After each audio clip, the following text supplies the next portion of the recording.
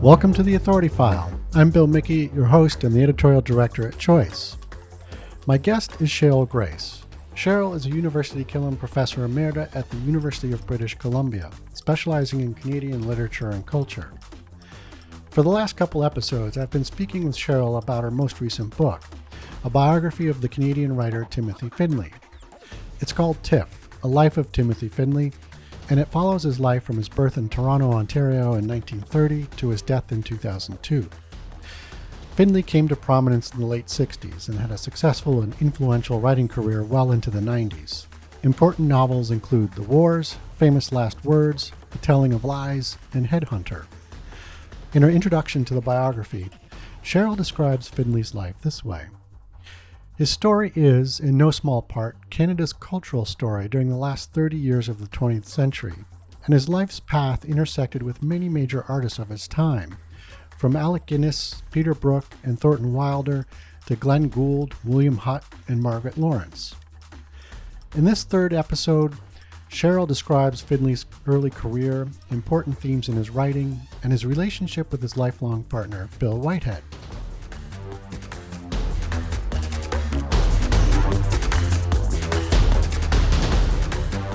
So you begin Chapter 7, which is called Becoming a Writer, with the somewhat curious heading, WFW and a First Novel. The letters WF and W are Bill Whitehead's initials. As we've already talked about, Bill Whitehead was Findley's lover and partner for 4 decades. Let's talk about how their relationship began. Oh, that's another story that I tell in the biography. I hate to give it away. Because it's a lovely story. Now, mind you, it's a story that Bill told me. I don't have Tip's version of it. Okay. And as a biographer, although it's a charming, lovely story, you have to sit back and say, okay. So here's how they met. Finley had returned from the States to Toronto, and he was writing, sending out stories to people, trying to work on larger writing projects.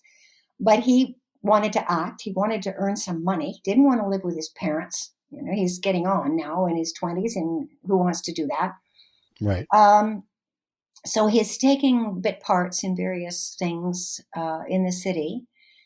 And on one of these bit part things, he meets this other actor, Bill Whitehead, and the two men are gay, and they recognize each other, and they are attracted to each other. But nothing happens until Findley was in a CBC play, a rather lousy play, by the way, called Crawling Arnold, best forgotten. And Findley wanted to watch the broadcast on the CBC, but his mother didn't like the content of this play. I'll say no more. So Findley asked if somebody had a television, could he come and watch it with them? And Bill said, I do. And the rest is history, but it's described in the biography. Okay, that's good enough. So Bill was obviously key and crucial for you to even get this book done, and I'm curious how you met Bill and how that all went. Before I could even begin to take on a project, which clearly was going to be important writer, I didn't yet know the magnitude of the material I would have to deal with. But I knew there was an archive because I'd done that kind of homework. You have to. Right. And then I had to apply for funding. And before I applied for funding, I wanted to know whether I would have access to this restricted material. So I got in touch with Mr. Whitehead. And in 2010, I was living briefly in Toronto for other reasons and went to Stratford to meet with him. And got to his door, the door of the condo in which he and Findley had been living. Mm-hmm. And this man met me at the door, opened his arms, greeted me with such warmth and welcome that I rather knew my fate was sealed in that very moment. And then I went in and we had a lovely meal, which he prepared with a pear tort. He was a wonderful cook, Bill. Prepared this pear tort. Well, I mean, by the time I left that evening, it was too late to back out. Oh, that's great. I think he, now this is just my private opinion. I have Yeah. no proof for this, but my feeling is, and over the years of working with Bill and telephoning, et cetera, et cetera, et cetera, that he greatly wanted a biography written of Tiff. He had believed in Findley's ability and talent and vision all those years of their life together, and they would have continued to live together if Findley hadn't had the fatal accident he had. He wanted the biography written, Mm-hmm. and so I came along and fit the bill. Yep. No pun intended. Did you get the sense that he had done his own research on you, and or did he use that evening to sort of um, size you up, so to He speak, in knew who terms I of was. He knew who yeah. I was, and then Okay. beyond knowing who I was as a professional, yes, he used that evening to size me up, as Okay. I was sizing him up. Exactly. Right. Doing the dance. Um, so the wars, is, as you've mentioned, is what sort of broke Findley, and probably his most famous novel. And it also begins to lay out many of his major themes: war, obviously, but World War One in this novel. Um, Environmental degradation was important to him also. Um, what are some of the other major themes that Finley wrote about?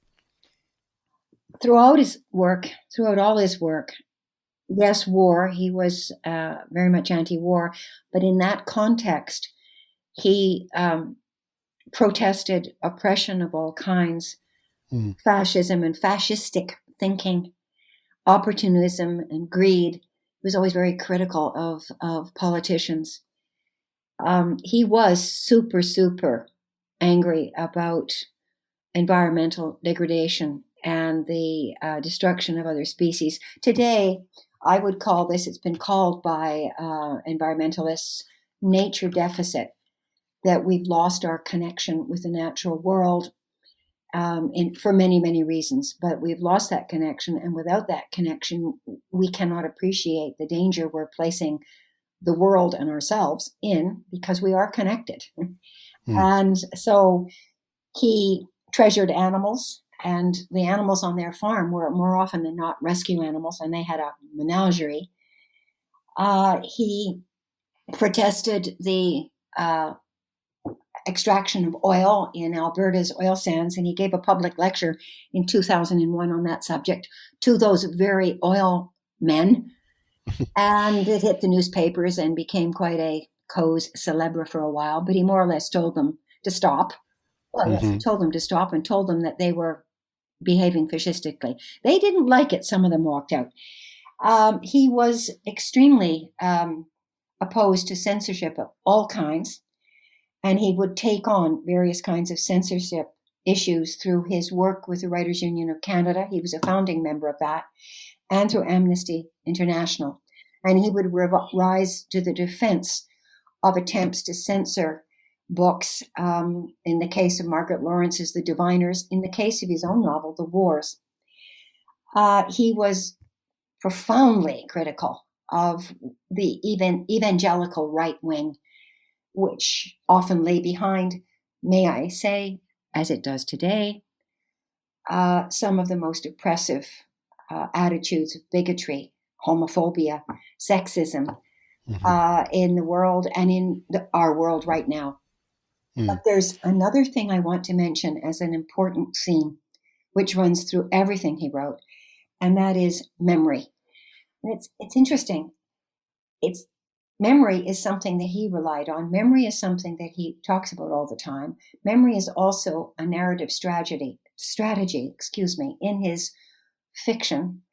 It becomes a strategy in his plays through the use of certain kinds of documents like photography albums, which will play a role, Hmm. and other strategies in the plays he writes. Memory, then, remembering, learning from the past by remembering your past, never forgetting the past. It will tell you who you are. It will connect you with where and who you are and where you came from. And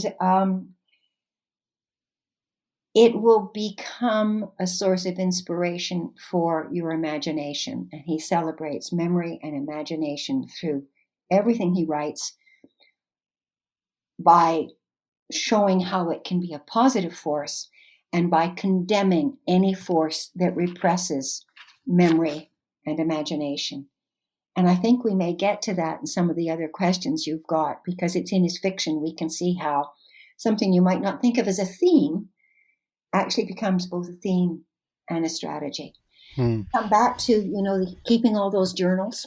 He was obsessed with keeping them all. Yeah, I was just going to ask you about that because that you can see a clear parallel there. Absolutely. Yeah. There are going to be fictional journals in his work, and archives are a source, a repository Hmm. of individual, cultural, national, international memory and knowledge.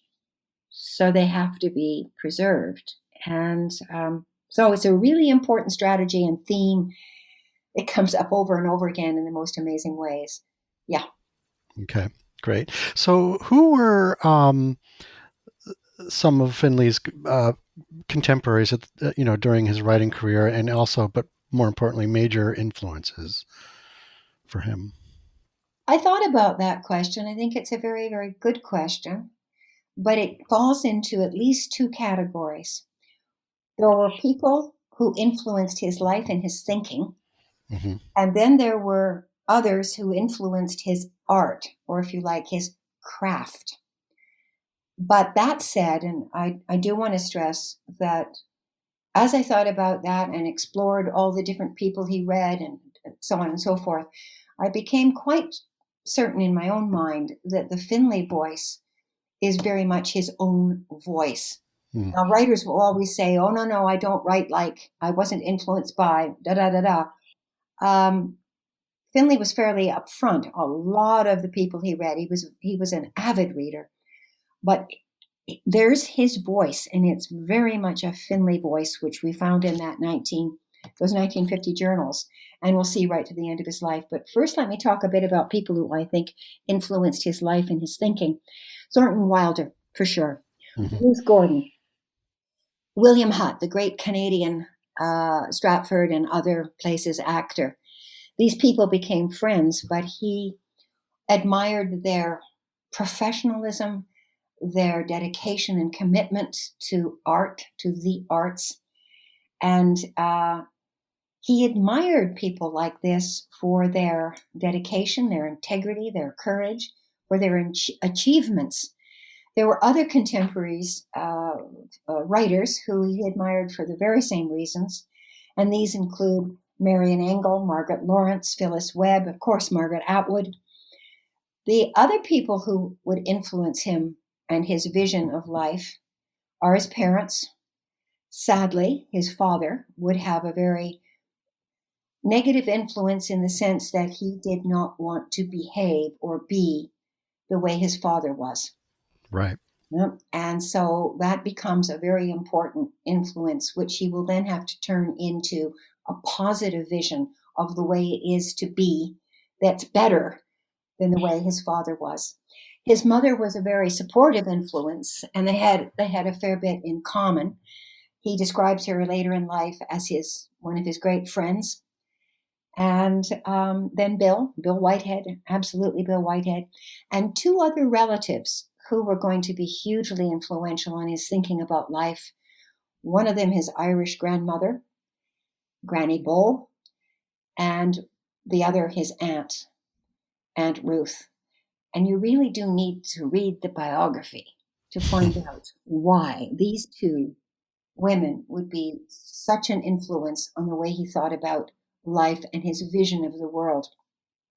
As far as his art and craft go, I would have to say that he is known to have praised Malcolm Lowry. Now, writers of his generation, as Graham Gibson told me, the late wonderful Graham Gibson, Margaret Atwood's partner, told me everybody of that generation was reading Malcolm Lowry and was influenced by Malcolm Lowry. I think, again, it's not a one-to-one thing. You can't say, oh, look, this particular strategy or this particular bit of prose is very Lowryian. No. Yeah. But the kind of capacity for big thinking, I would say Famous Last Words, for instance, is on the same scale as Under the Volcano. So that kind of large vision of the individual, a troubled individual within a incredibly troubled and dangerous world, very much influenced by his interest in Lowry. Joseph Conrad, absolutely. Joseph Conrad. Again, perhaps not in the details of how Conrad wrote, but again, in the sense of using fiction to embrace crucial issues. Heart of Darkness was a really, really important book for him, for Findley. Carson McCullers, interesting. An early influence through the theater on his writing, and he always praised Carson McCullers. Again, more for themes and the treatment of the child in her writing, and that children's perspective is a very important aspect in many of Findley's works. I would have to say the theater, the stage. He may have abandoned the stage as an actor himself, but the theater is hugely important, right down to the level of certain metaphors that he would use in his fiction writing, that somebody is standing and they pull a cigarette lighter out of their upstage pocket. I mean, you can read right over that and not even notice it. But my interest in theater and in Findley, I noticed those details, and they're there. And they're there in the way he writes. 20th century history. He was obsessed with 20th century history. Mm-hmm. World War I, World War II, the Cold War, and things that happened during the Cold War. And the impact that had on his life, on gay people, on the world at large, on children during the war. So painters, he loved the visual arts. Certain painters were very important to him, Canadian painters like Lukács or the Group of Seven, or somebody like Leonardo da Vinci.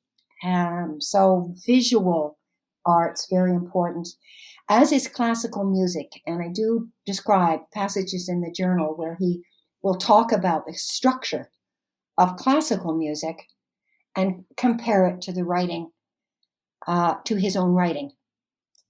He loved music of all kinds. He was quite eclectic. He played the piano and songs and more popular music. He liked that too. But when it came to his writing, it was the structures of classical music that he found most useful, I guess, in thinking about how he was going to write. So you see, there's so many, and then there are all the usual suspects. I mean, there's Shakespeare, there's Chekhov. Then you get to the contemporaries like Ezra Pound or Auden or Eliot. And I mustn't forget to remind you that he was very interested in Beatrix Potter. The Tale of Peter Rabbit. Right.